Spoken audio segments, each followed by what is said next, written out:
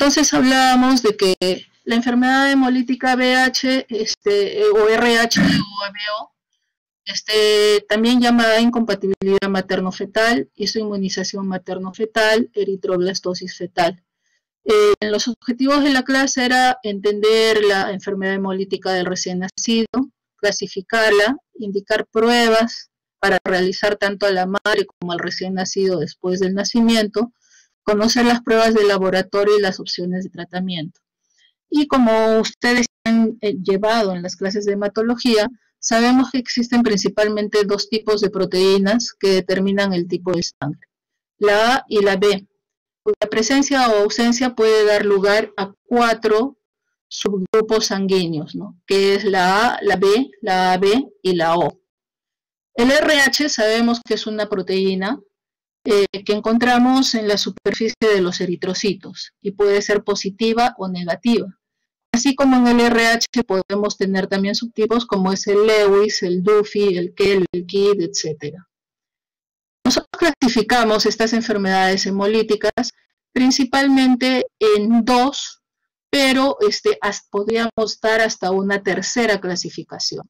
Las incompatibilidades ABO, las RH, que pueden ser, que generalmente son las anti-D, que pueden estar solas, o también estar acompañadas de otros anticuerpos, como es el anti-C, anti-E, que se llama con mayúsculos o con minúscula. También la otra clasificación habla de otros, que son anticuerpos inmunes, y que son inesperados, y que no son los anti-D principalmente. Se clasifica, entonces, la más frecuente sabemos que es la ABO, en un 66%. La incompatibilidad de RH, que es por anti-D principalmente, es un 33%, y las otras solamente cogen un 2%. Se sabe que los anticuerpos con mayor frecuencia son entonces del sistema ABO y del RH. ¿A qué decimos nosotros isoinmunización? La isoinmunización hablamos cuando hay un paso de eritrocitos fetales a la madre con antígenos heredados del padre que no posee la madre. ¿Y todo esto a qué va a llevar? A la producción de anticuerpos en la madre. ¿Cómo es esto entonces? Primero, se realiza la fecundación y tanto pasan antígenos del padre como de la madre a este feto.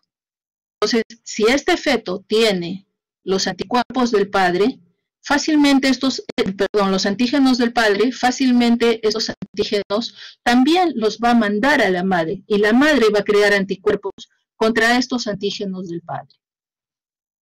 Si hablamos de la patogénesis, cuando se producen hemorragias fetomaternas, ¿qué va a pasar? Los anticuerpos maternos formados contra estos antígenos, ¿no?, durante un embarazo posterior, van a pasar a través de la placenta, ¿no?, como IgGs maternos al bebé. Estos anticuerpos maternos se van a unir a los glóbulos rojos fetales y se va a producir fetal de glóbulos rojos, ¿no? Eso es principalmente lo que se produce y nos lleva también este tipo de problemas que son los famosos eritroblastosis fetales, ¿no? Las famosas fotos que hay en Google principalmente, que también muchas veces nosotros los vemos cuando nacen bebés así, generalmente son óbitos fetales. Esto es lo que debemos saber bien. Sabemos que hay más de 43 antígenos potenciales que pueden producir esta enfermedad hemolítica, ¿no? El principal es el antígeno D del sistema RH, ¿no?, que es la causa más común de isoinmunización, ¿no?, de incompatibilidad materno-fetal, que es la más severa, y que tienen gran poder antigénico. Y dependerá entonces la severidad de esta del grado de incompatibilidad que pueda producirse en el bebé, siendo los factores responsables el ABO, el RH y otros, como vemos, que tienen importancia clínica como el Kell, el Duffy y el Kidd, ¿no? Y lo separamos un poco del sistema Lewis, ya que es una incompatibilidad muy frecuente también, pero sin significancia clínica. ¿no? Ya que produce anticuerpos que son IgM que no atraviesan la placenta.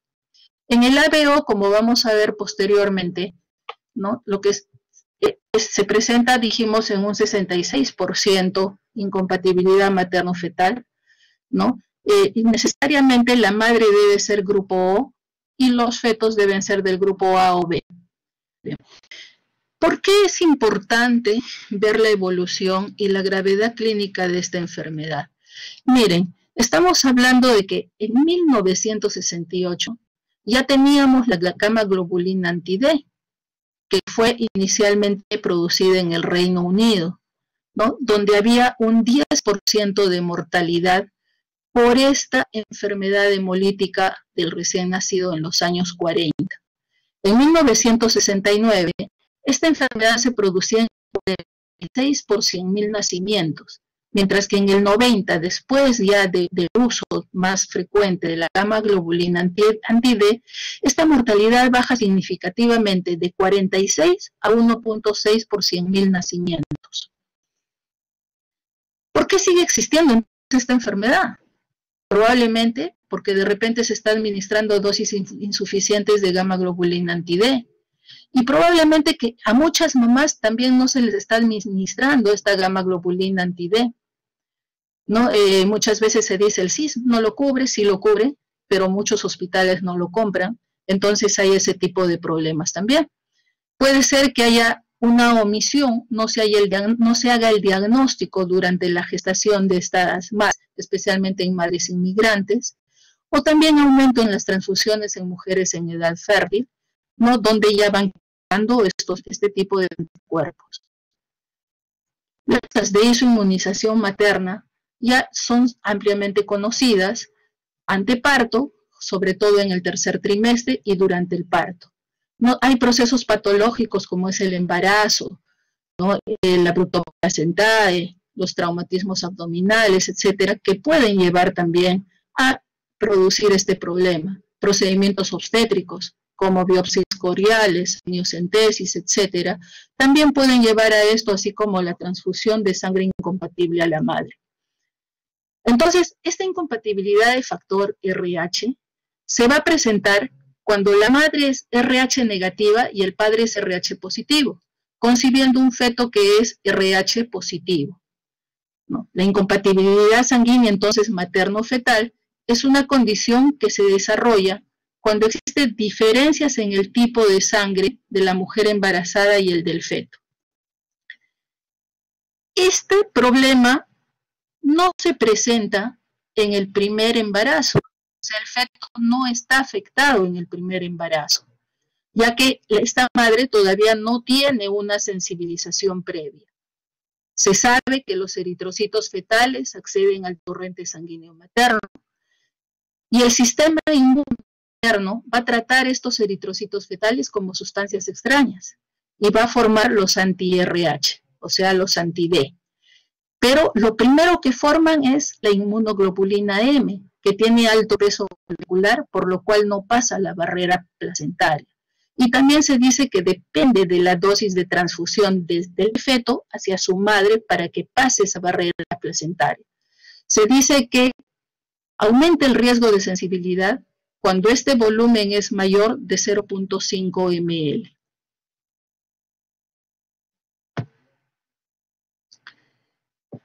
En un embarazo posterior, o sea, en un segundo embarazo, ya la madre tiene esa sensibilización.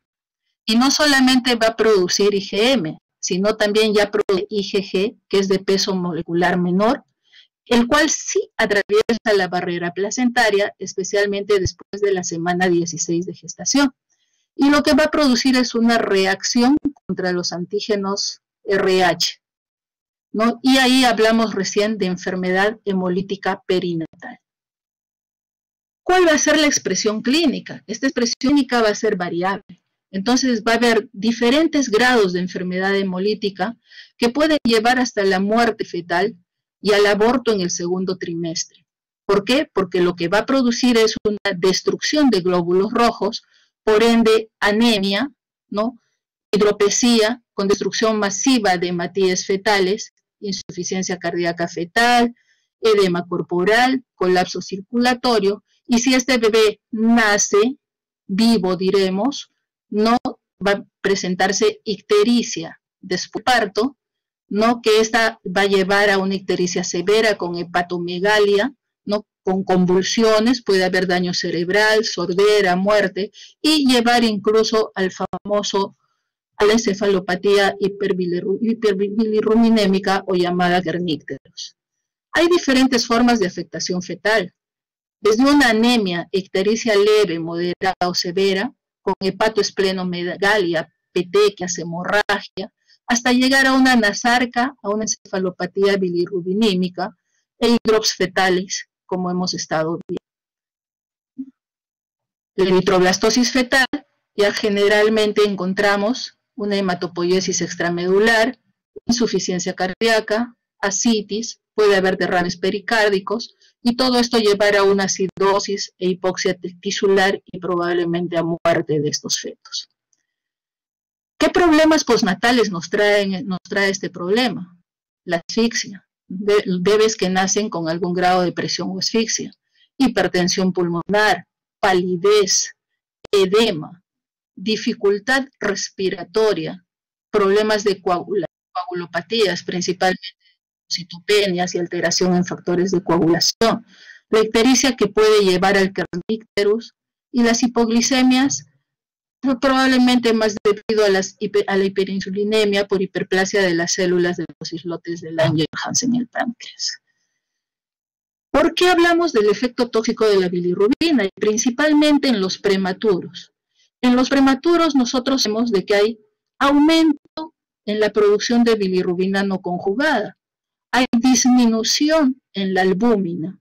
También puede haber hipotermia, hipoxia, sepsis, acidosis, asfixia, ¿no?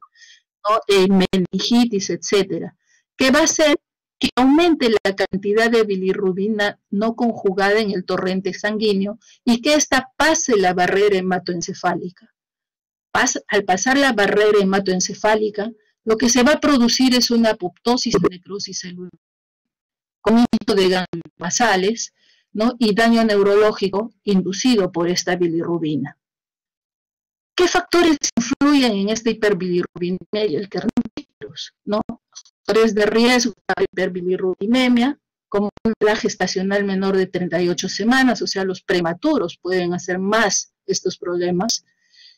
Hijos previos con ictericia que requirió fototerapia, lactancia materna exclusiva, ictericia en las primeras 24 horas de vida. Entonces estamos hablando de ictericias patológicas. ¿Y qué factores de riesgo hay para kernícterus o para dejar secuelas en nuestros bebés? Bilirrubinas séricas mayores de 20 miligramos por decilitro, ¿no? En recién nacidos mayores de 37 semanas. Un aumento de bilirrubina sérica mayor de 0.5 miligramos por decilitro por hora y una clínica sugerente de encefalopatía aguda. Si hablamos de kernícterus, ¿no? Vemos que las estructuras afectadas van a tener un color amarillo brillante, ¿no? Ya que es la bilirrubina no conjugada que cruza esta barrera hematoencefálica, ¿no? La que se impregna en los ganglios basales, ya que esta bilirrubina sabemos que es soluble en lípidos y penetra en la membrana neuronal y glial. Se cree que esta bilirrubina es tóxica para las células nerviosas, y es así. Entonces, el mecanismo de neurotoxicidad, ¿no? Todavía aún no se conoce, pero por eso se les dice que se cree que es este el tipo de problema.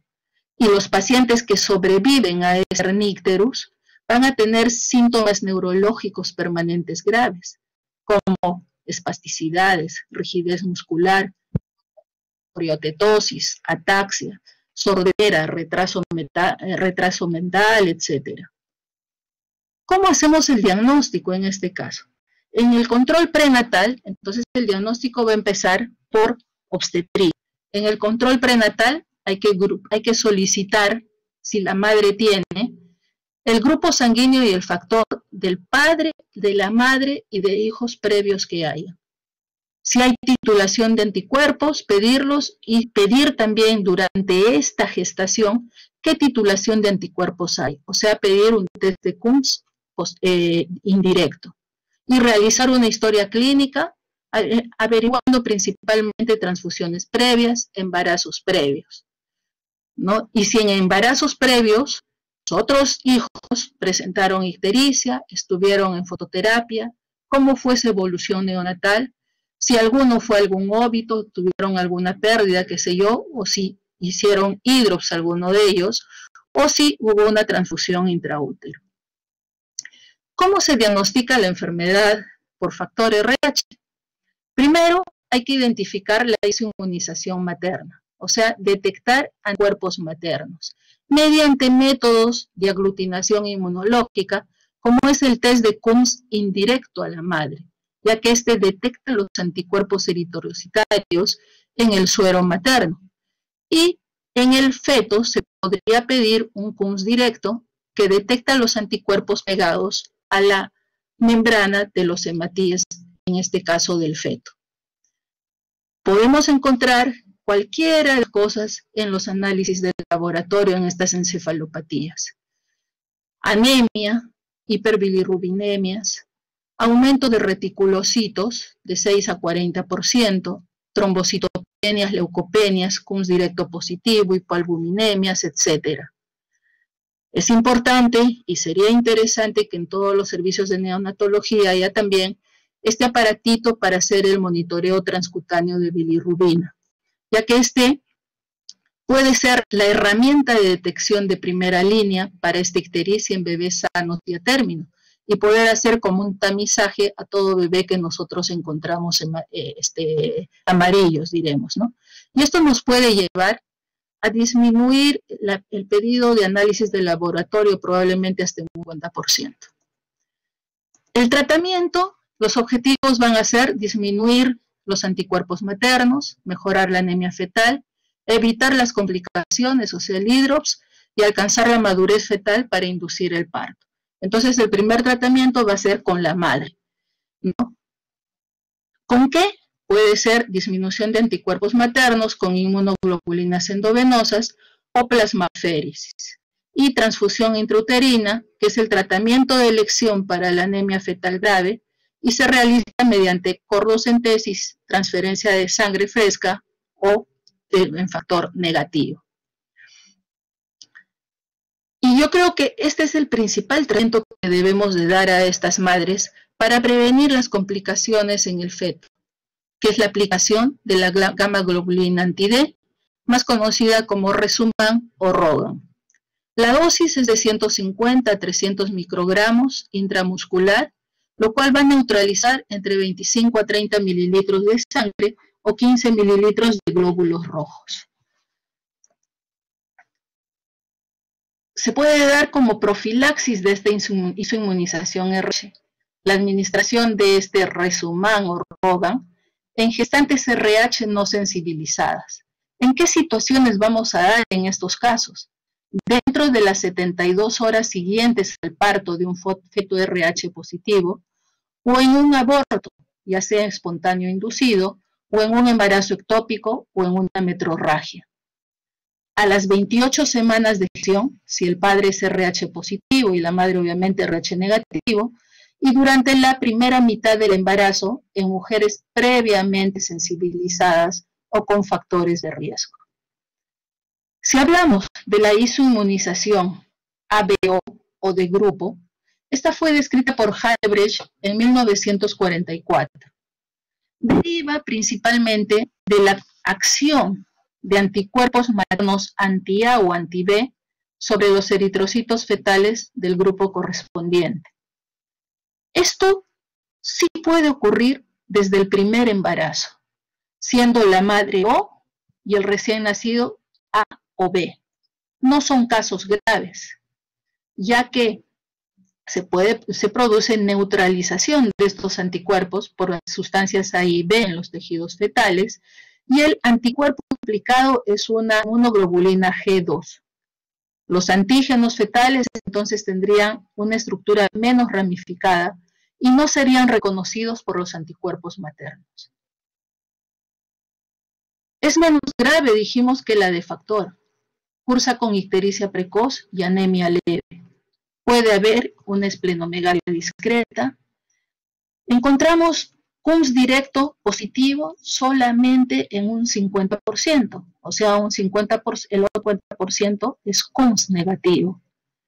En la madre podemos encontrar aglutininas anti-A o anti-B y raramente la incompatibilidad o isoinmunización de factor requiere de exsanguíneo transfusión. Se divide en tres de acuerdo a los análisis de laboratorio: la leve, que puede no requerir exsanguíneo transfusión, donde encontramos una hemoglobina de cordón mayor de 14 y una bilirrubina menor de 16. La moderada, donde encontramos una hemoglobina de cordón entre 8 y 13, o sea, vemos que hay más hemolicidad, aumento de la bilirrubina y hepatoesplenomegalia moderada. Y la severa, que es la compatible con hidros fetal. ¿Qué pruebas de laboratorio pedimos ni bien nace el bebé, especialmente en las pruebas de isoinmunización de factor? Son las llamadas pruebas de cordón, que ya el doctor en la primera hora les habrá hablado también, como es pedir una hemoglobina y un hematocrito de sangre de cordón, reticulocitos, recuento de bilirrubinas, grupo sanguíneo y factor, el test de CUMS directo y el examen de Frodis de sangre periférica. ¿Qué diferencias hay entonces entre la incompatibilidad de factor y el ABO? Necesariamente para la incompatibilidad del factor, la madre debe ser RH negativo, mientras que en la ABO, la madre necesariamente tiene que tener grupo O para hacer incompatibilidad de grupo, mientras el hijo tiene que ser RH positivo, o en el ABO necesariamente el hijo tiene que ser A o B. Los cuerpos producidos son los mismos, IgG, uno el IgG y el otro el IgG2 se habla. Generalmente en la inmunización de factor no aparece esto en el primer hijo, salvo que haya habido una transfusión, qué sé yo. No. Mientras que en el ABO en un 50% se puede presentar desde el primer hijo. La gravedad es general en el de factor, ¿no? Se puede producir muerte por hidros fetal, que es frecuente en el de factor. Hay una anemia frecuente, una grave frecuente también en la de factor, mientras que en la de ABO no. Y la ictericia sí primen los dos. Lo que sí les debo decir, si la incompatibilidad de factor hay más hemólisis, lo que más va a primar en ese bebé no es tanto ya la ictericia, sino la palidez, ¿no? Por la anemia que se presenta. Mientras que en la de grupo, lo que más prima es la ictericia. Podemos seguir. CUMS directo en la de factor siempre va a ser positivo, mientras que en el ABO 50% nada más es negativo, ¿no? Hay autoaglutinación en el de, negativa en el de factor, mientras que en el ABO dijimos que podía haber una autoaglutinación, ¿no? Y la fototerapia a menudo en el ABO es suficiente, mientras que en el de factor generalmente es complementaria a la de exsanguíneo transfusión. ¿Cuál va a ser el tratamiento postnatal? El objetivo del tratamiento postnatal va a ser evitar la mortalidad y la neurotoxicidad inducidas por la bilirrubina, ¿no? También en sanos, al prevenir que la bilirrubina sérica alcance concentraciones potencialmente neurotóxicas. Entonces, ¿para qué damos el tratamiento? Para evitar las complicaciones de esta bilirrubina en nuestros bebés. Hay diferentes tipos de tratamiento. Los principales son la fototerapia y el exsanguíneo transfusión. Y ahora se está usando en otros países ya el uso de gamma globulina. Si hablamos de la fototerapia, vamos a indicar fototerapia al nacer cuando la bilirrubina tiene un límite superior de aproximadamente en cordón umbilical mayor a 2.3 miligramos por decilitro. A las 72 horas ya aplicamos una formulita, que es esta, edad gestacional por 10 menos 100, ¿no? Para indicar la fototerapia. Esta es una forma de indicación. Se realiza línea recta entre dos puntos, luego se mantiene el valor a las 72 horas el resto de los días. Exsanguíneo transfusión, evidentemente, si en sangre de cordón encuentro una bilirrubina más de 4.6 miligramos por decilitro, tendré que indicar ya la exsanguíneo transfusión. Y a las 72 horas la fórmula ya es diferente también, va a ser edad gestacional por 10, y esto nos sale el valor en milimoles por litro. No. Este es el que se está usando en los últimos años, la tabla de Butani desde los 1900, ¿no? Donde hablamos de zonas de riesgo, ¿no? Las zonas de riesgo que va a haber problemas para nuestro bebé son las de alto riesgo, las de riesgo intermedio, mientras que las de riesgo inmediato bajo o de bajo riesgo no van a requerir de ningún tipo de tratamiento. Hay diferentes tablas, todavía en muchos hospitales están usando las tablas de la Academia Americana de Pediatría que salieron en el 2004, y la mayoría ya está empleando este tipo de tablas, que es de las guías NICE, donde de acuerdo a la edad gestacional de mi bebé y de acuerdo al tiempo de vida, yo puedo ver si mi bebé requiere de fototerapia o requiere de exsanguíneo transfusión. Estas tablas están en las guías NICE en valores de micromol por litro. Nos hemos dado el trabajito en el servicio de convertirlas a miligramos por decilitro, que es lo que nosotros usamos acá en el Perú. Entonces tenemos para cada edad gestacional, ¿no? Como ven, los rangos en los cuales nuestros bebés van a requerir de fototerapia o de exsanguíneo transfusión, ¿no? Estas guías NICE han sido realizadas hasta las 35 semanas, que eran los que nos teníamos, ya que después de las 35 podemos usar incluso las de la Academia Americana de Pediatría, que son para 35 semanas o más. Si hablamos de la fototerapia, ven que hay diferentes luces para realizar esta fototerapia, y el objetivo de esta va a ser disminuir los niveles séricos de bilirrubina indirecta. Los mecanismos más importantes son los de fotooxidación, fotoisomerización e isomerización estructural. Generalmente la mejor se dice que es la luz azul, ya que produce dos isómeros de bilirrubina, como vamos a ver, la fotobilirrubina y la lumirrubina. La fotooxidación se refiere a la destrucción física de esta bilirrubina en productos más pequeños y polares para ser excretados.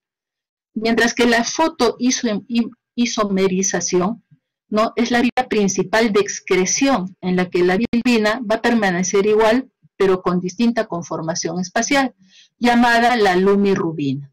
Entonces tenemos la fotoisomerización, que son productos como las fotobilirrubinas, ¿no?, y las fotooxidaciones para ser eliminadas a través de la orina y de las heces.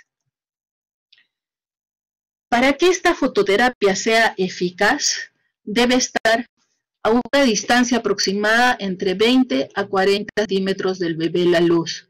El bebé tiene que estar totalmente descubierto, o sea, el área expuesta de la piel, la mayor cantidad, cubriendo solamente los ojos y los genitales.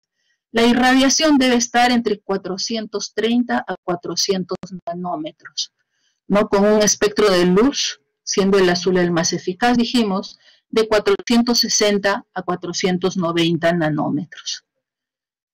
La luz azul, que es la que tiene la onda de 470 a 500 nanómetros, tiene el mayor efecto en la isomerización convencional y en la estructural. La luz blanca, ¿no?, tiene mayor efecto en lo que es la fotooxidación. Entonces, con isómeros configuracionales. ¿Qué recomendaciones debemos tener en estos bebés que realizamos la fototerapia? Ya dijimos que debe estar desnudo, ¿no? No se debe interrumpir la lactancia materna, jóvenes. La lactancia materna es importante. Se recomienda poner al pecho cada 2 horas para compensar también, no solamente alimentar, sino compensar las pérdidas insensibles que puede estar produciendo esta fototerapia, aunque las más modernas producen mucho menos pérdidas insensibles que los equipos de fototerapia antiguos.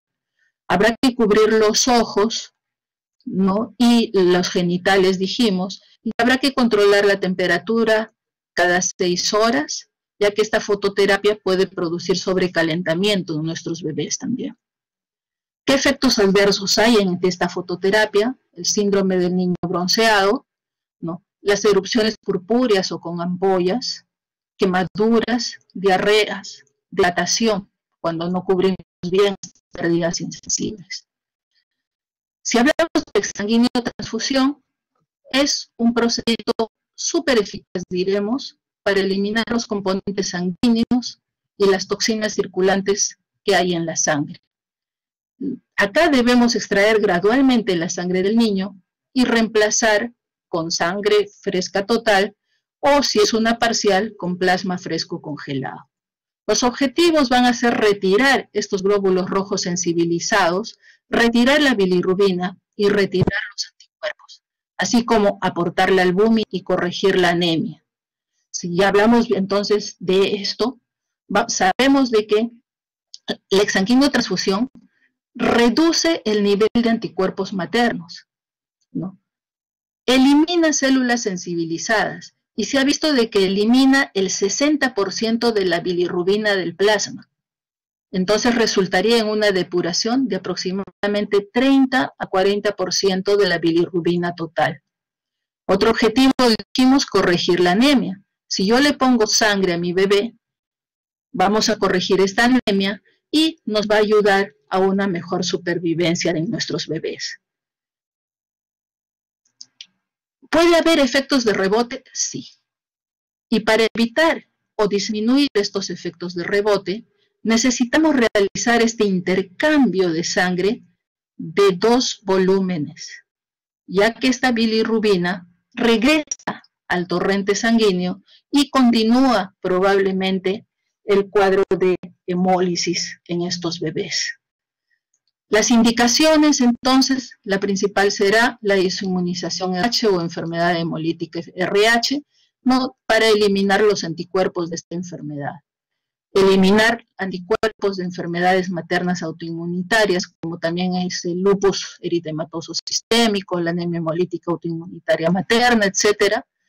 Para eliminar toxinas, también podemos hacer exsanguíneo transfusión, como productos metabólicos, no solamente bilirrubina, sino amonio, aminoácidos, sobredosis de fármacos, excesos en la administración de lípidos en una nutrición parenteral, de repente, toxinas bacterianas, regular el nivel de hemoglobina, ¿no? En los casos de anemia grave, ¿no? Y dejarla en positivo para prevenir esto. En alteraciones de la coagulación como el CID, también está indicada una exsanguínea transfusión, y otras lesiones como puede ser la malaria grave con hiperparasitemia. Entonces dijimos que recomendábamos hacer un recambio de 2 veces el volumen circulante, o sea, del doble de la volemia por kilo de peso de mi bebé. Sabemos que en un prematuro, la volemia de un prematuro está en 90 a 110 miligramos por kilo. Y en un atérmino, su volemia es de 80 a 100 ml por. Dependerá de qué valor utilizo, yo diría.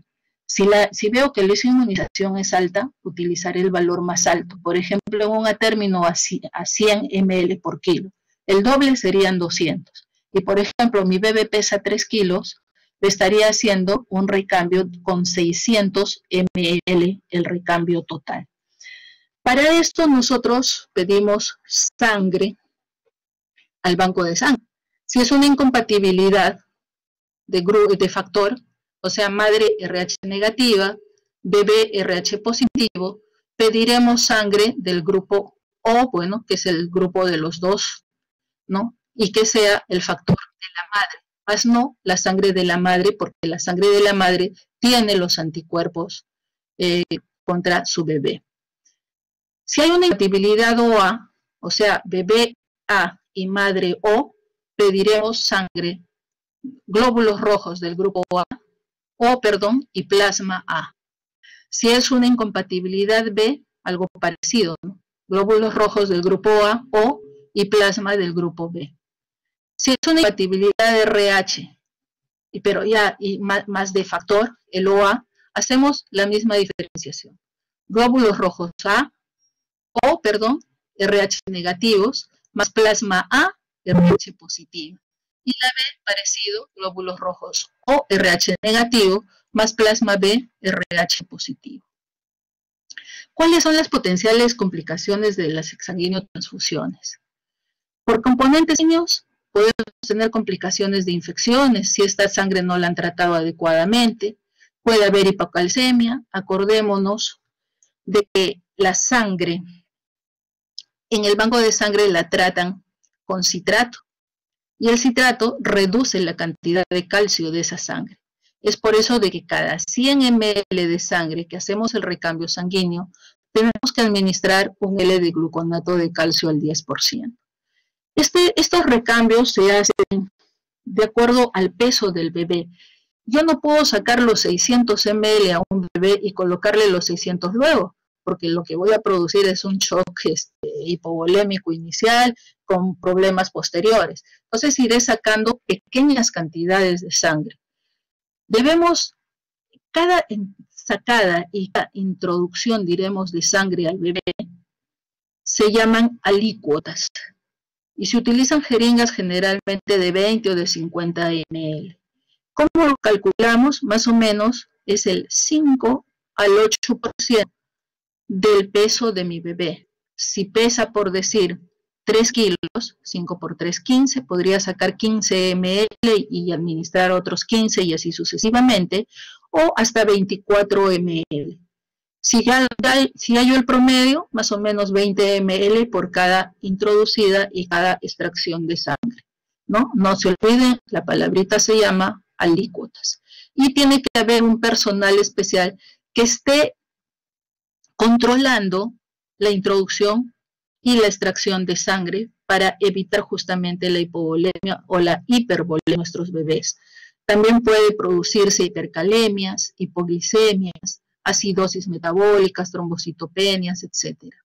Complicaciones con potenciales por catéteres nos pueden llevar, de repente introducimos mucho el catéter y nos lleva a arritmias, sepsis si no hacemos en condiciones asépticas, trombosis arterial o venosa, perforación de vasos, isquemia, etc. Y por último está la gamma globulina, ¿no? Lo que se está usando ahora es la inmunoglobulina endovenosa, ¿no? Que hay evidencia ahora que apoya su uso. Asociado a fototerapia en enfermedad hemolítica, se ha visto de que disminuye rápidamente esta bilirrubina, ¿no? Y no lleva a rangos de exsanguíneo-transfusión. Hay otras terapias, como puede ser el uso de albúmina, barbitúricos, glicerina, etcétera, pero que no han demostrado la efectividad en el tratamiento de estas hiperbilirrubemias. Nosotros en el Perú no contamos con esta inmunoglobulina endovenosa, entonces nos quedamos con lo que es fototerapia más exsanguíneo transfusión. Ojo, una vez que yo termino de hacer la exsanguíneo transfusión, mi bebé tiene que continuar en fototerapia por ese efecto de rebote que vimos. ¿Cuáles serían los mecanismos propuestos del uso de la gamma globulina? Se ha visto que bloquea los receptores Fc, por lo tanto reduce la hemólisis y reduce la formación de bilirrubina y acelera el catabolismo de la IgG, reduciendo de manera significativa los anticuerpos circulantes. Gracias, chicos. Ahora sí, me voy a la pantalla de ustedes y si hay alguna pregunta, me he pasado 7 minutitos, mil disculpas al grupo que tiene el seminario. Dime, María José. Doctora, disculpe, quería preguntarle sobre las alicuotas. Usted mencionó una fórmula. El doctor antes dijo que era la fórmula de peso gramo por 5 mililitros. ¿Y esa es la fórmula? ¿O no entendí bien? No, generalmente no es fórmula, sino usamos las alícuotas más o menos entre 5 a 8% del peso del bebé. Por ejemplo, dijimos, un bebé que pesa 3 kilos, perdón. 5 por 3, 15. Por eso el doctor les dice el peso por 5, ¿no? 8 sería 8 por 3, 24. Le podría yo hacer cada alícuota de 15 a 24 ml. Como promedio, le pongo 20 para no estar diciendo 15 o 24, sacar 24, meter 24 va a ser más difícil. En cambio, 20 va a ser más fácil. ¿no? Entonces, cada alícuota va a ser entre 15 a 24, o sea, 20 ml, digo, en este caso. Si pesa, por decir, 2 kilos, serían 5 por 2, 10, 8 por 2, 16, entre 10 a 16, podría hacerlo entre 15 o de 10, para hacer una cantidad exacta, ¿no? Más que nada para facilitarnos el ingreso y la extracción de sangre. Cantidades más precisas. Gracias, sí. Listo. ¿Más preguntas?